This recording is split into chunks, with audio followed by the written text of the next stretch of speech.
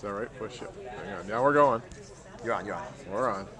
All right, hey everybody, this is Pradeep Alexander with KOMO Newsradio for KOMO Online. With us, of course, is Dr. Oz. Thank you so much for being here. I hope you're enjoying Seattle so far. I love Seattle. I come to Seattle all the time, by the way. Oh, that's great. So beautiful city. Do they have you running around, or you get to enjoy it at all? No, I get to run around.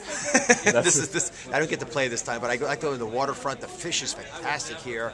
And people complain about the rain, but it doesn't rain that much here. Actually, it's just cloudy a lot of times, so you don't get too hot. Yeah, we get a bad rep, but it's not too bad. So now I can say we have celebrities on, big names on, but the buzz has been just over the top. It seems ridiculous. People are so excited to have you here. I've had one lady call me and ask, can we come down to the studio and meet him? So as you've been traveling around, what's been the response to the new show? Well, it's very gratifying that people are resonating to the show. You know, when you set out to make a show, and when Oprah first approached me about this about 2 years ago, there was a lot of trepidation about whether people would want to watch what we wanted to create. So you got two challenges. One, you got to make the show you want to make, and then you have to hope that people want to see it. So I'm very, very happy that we made exactly the show that I wanted to make. It feels the right way. It feels safe for people who are having problems. It tries to provide information, but not too much. It lets you breathe a little bit, but it's playful at the same time. And that's one of the reasons I think that we're having a good time making it. Now, the second issue, of course, is will people watch it? I don't think most folks appreciate the voracious appetite that America has for information. And if you can give them information that makes sense, it's in a context that you can actually use it in your life, and that you can take into your community and spread with your friends, people will take that information. That's why Facebook works, right? And we always send stuff out on Facebook because people can, in a time that's comfortable for them, to look at it. And I get lots of questions as well as you do, because people feel more comfortable asking it in that format. And that's all the show's about. It's a desire for us to create a conversation. So then what would you say is the most rewarding thing as a doctor using TV as a medium? Well, the best part about TV is that you get to reach a lot of people. The disadvantage of television is you can't always touch them. And so what I try to do as much as possible is bring the audience up on stage, which is, by the way, what Oprah always did for me, right? She was a foil. She would always ask the hard questions. I'd have to be respectful of her insights and her observations, but also when she didn't understand it, I had to go back and do it again. And that's exactly what the audience member on my set does for me. They keep me real. So in television, you have to be cautious that you're not out just pitter-pattering, but you want to drive through the issue. It's like a boxer. You don't just want to touch the person. You want to really get through them and understand what's in their mind, what their challenges are, because people don't change their minds based on what they feel unless you actually put a lot of emotion around it. So on the other side, then, are there things about using TV that makes it hard as a doctor to do what you normally do? There are some times that I would like to go into more detail and have a more slow, thoughtful conversation about an ailment that may not be so common. But on television, you can't talk about rare ailments unless there's some compelling human interest reason.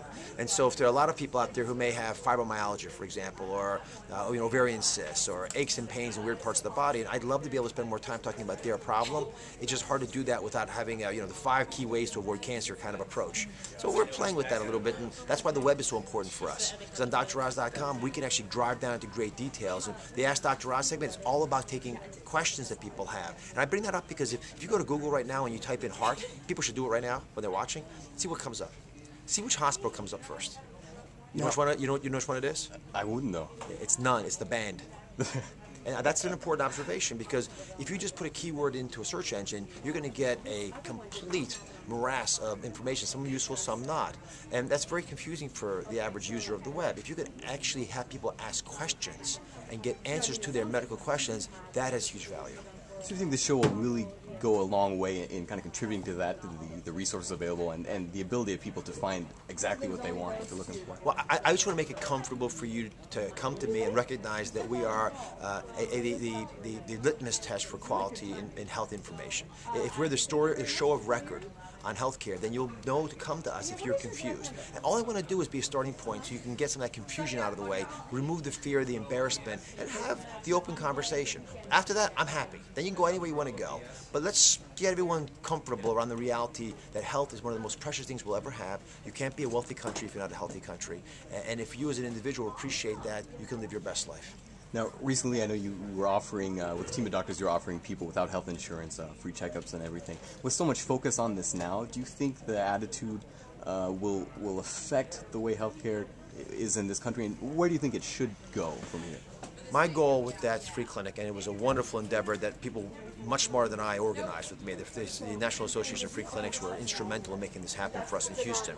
But we only did this to put a face on the plate of the uninsured. We had no idea that we were going to see the most people ever in a 24-hour period in a health clinic.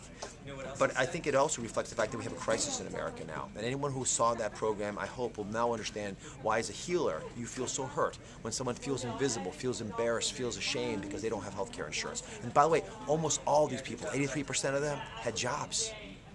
But they had taken a path different from what everyone else had taken and lost their insurance, often because of no fault of their own.